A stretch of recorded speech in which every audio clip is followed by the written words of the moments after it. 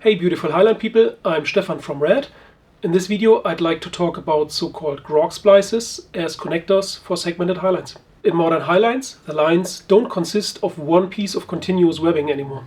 To improve the safety of a highline, it nowadays consists of multiple segments attached to each other. The attachment points, usually the soon loop ends of the webbings, are linked via so-called connectors. These connectors bear the full load of the line and have to function under all critical circumstances. If they fail, the whole line fails and the highliner falls to the ground. A grog is a ring spliced from 12 braid Dyneema rope.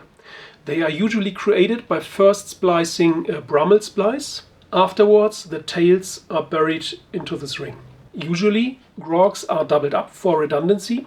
In this case, these doubled up splices connect main and backup. Some months ago, we heard the first rumors about strange things occurring involving grogs. The riggers of a multiple kilometer highline discovered after de-rigging that they could undo their grogs without unsplicing the locking Brummels. The same could be seen after de-rigging a freestyle permarig. This made us highly curious.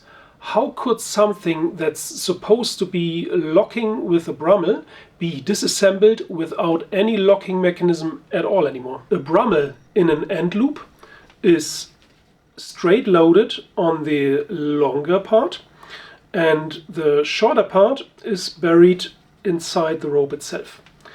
If the rope is loaded and the loop is loaded, this means that each strand of this loop gets 50% of the load.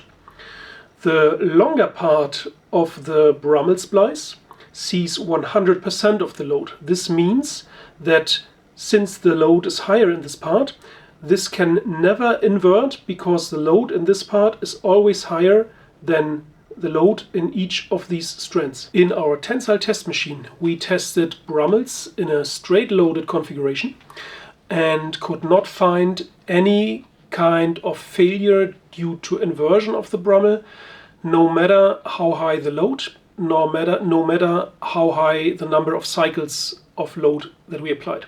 The only thing we ever discovered is that the tail that is buried inside of the long strand can move slowly outside of the bury and creates a small loop at the Brummel if the load is taken up high and going back down to zero and going back up high for many thousands of cycles. If we keep some load in the system, maybe let's say from 2 kilonewtons up to 7 kilonewton, we could not observe this effect. Ring loading a Brummel is different though. In this configuration you can see that it's easily possible to invert the Brummel even under loads that can be applied just by hand forces. In a grog, none of the tails are under tension if the whole system is tensioned. The tails are only buried inside and see no tension whatever the tension on the whole system is. This allows the inversion of the Brummel even under high loads and if the tails are buried inside the ring. We tested some grogs for their maximum strength in our ZWICK ROELL brake test machine. In case of testing a grog for the maximum strength, the whole grog construction inverts and then fails at about slightly above 30 kilonewtons. When installed in a highline, all connectors are cyclically loaded, be it bounces, leash falls or wind forces. All these influences create load patterns that go up and down again, so they create a cyclic load. We asked ourselves, could the strange possibility of unsplicing the grogs without undoing the Brummels have anything to do with the cyclic loads these connectors have seen before? Luckily, our brand new ZWICK ROELL brake test machine is also capable of doing cyclic load tests. In our first test, we used a double grog connecting two pieces of Dyneema Pro webbing. We cycled the loads based on the measurements that have been published about several multi-kilometer highlines. A maximum force of 18 kilonewtons and a minimum force of 2 kilonewtons to simulate the worst case amplitude of a high wind scenario in a big line. As you can see, the whole construction inverted after only 2000 cycles. to a state where the Brummel is not locking anymore. The strength of these Grogs now only depends on the buried tails, and they start slipping fast with each single cycle. After only 5,200 cycles, the first Grog completely collapsed. After this test with simulated big line loads, we were curious, is this repeatable with freestyle loads? So we set up a new test and cycled from 1.5 kilonewtons up to 7.5 kilonewtons. So what you can see in this test is a single Grog. The Brummel failed after only 1,000 cycles and the tail started to wander out of its initial position. Only a few thousand cycles later, also this Grog completely collapsed. After talking about these initial findings with a friend of mine, he told me that they also found a strange looking Grog in one of their rigs several weeks ago. Here you can see what he filmed while being on that line. As you can see, the tail of one Grog is out of its bury, leaving a tail loop outside. What's interesting here is that this whole connector was not under load anymore when he checked it.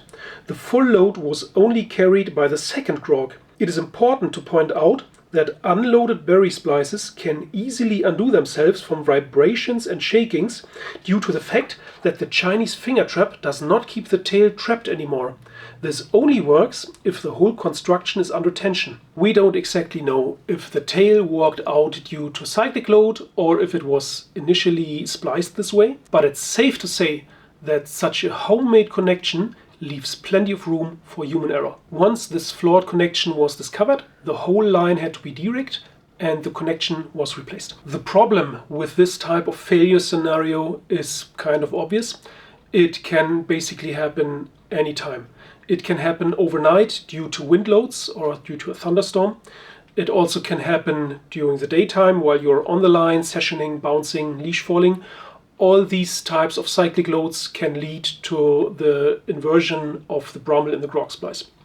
This means that potentially you go on the line the next morning and maybe the Grog already inverted, and you can only find out, you can only check them by going out on the line, getting into potential danger, to check them right in place on the line. So we don't believe that there is a viable strategy to mitigate this type of risk.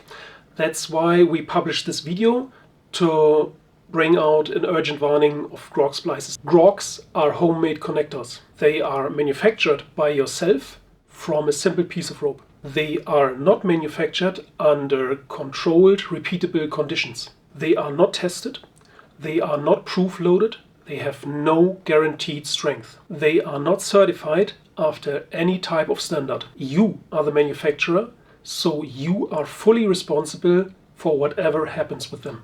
If anything goes wrong, your insurance will most likely not cover the cost of an accident. The same legal interpretation also applies for homemade soft shackles. There's not a single soft shackle in the market worldwide that's certified for the use at height. Soft shackles can easily open up from shakings when not being under load.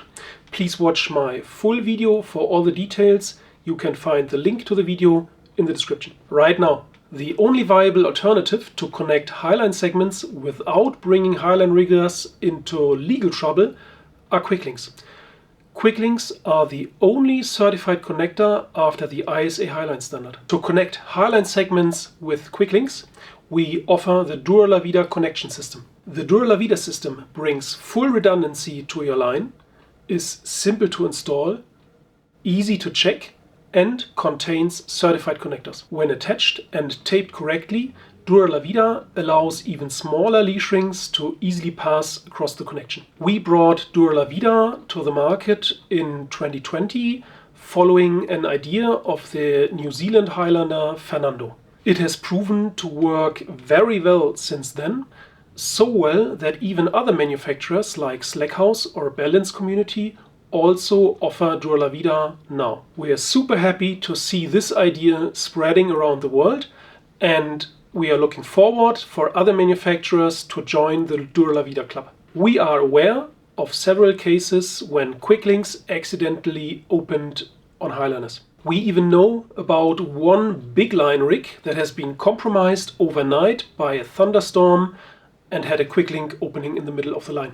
In the test that you can see right now, we replaced the Grog with a quick link that was only hand tightened, being cyclically loaded in big line loads as well as in freestyle loads for many hours in a row without seeing any movement in the quick link. Our conclusion is quick links do not open up from cyclic loading. But if it's not the cyclic loading and we know they open up, what else makes them fail? So we moved on and started testing for vibrations. In the next test, we took an electric toothbrush and had it get in contact with the body of the quick link. Et voila, the closing mechanism of the quick link started turning nearly like magic.